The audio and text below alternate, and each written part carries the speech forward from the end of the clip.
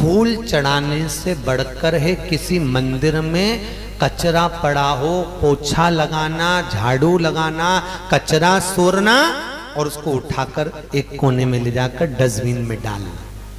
फूल चढ़ाने से बढ़कर पुण्य है किसी आश्रम में, किसी गुरु के दरवाजे पर, किसी मंदिर में, किसी देवालय में झाड़ू पोछा लगाना। क्यों?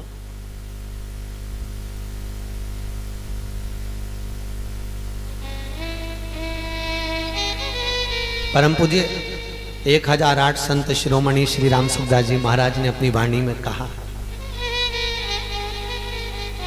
कि वृंदावन में, ब्रज में निवास करने वालों से भी बढ़कर पुण्य भागी हैं ब्रज की नाली साफ करने वाले और ब्रज में झाड़ू लगाने वाले। परम पूज्य राम सुखदास जी महाराज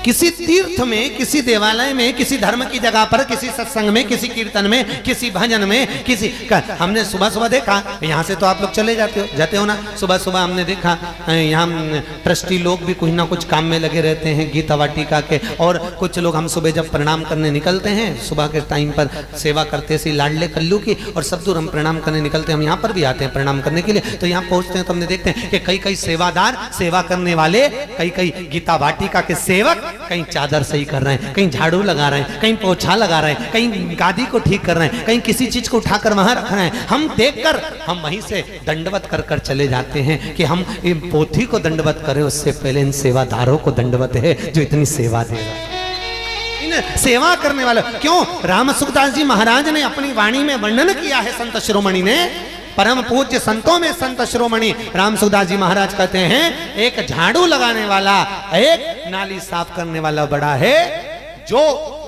ब्रज की रज में रहकर आपके लिए राहें बुहार कर आपका मार्ग प्रशस्त कर रहा है, मार्ग प्रशस्त। कभी कभी गीता वाटिका में आया करो तो एक झाड़ू ढूंढ के तुम भी लगाया करो।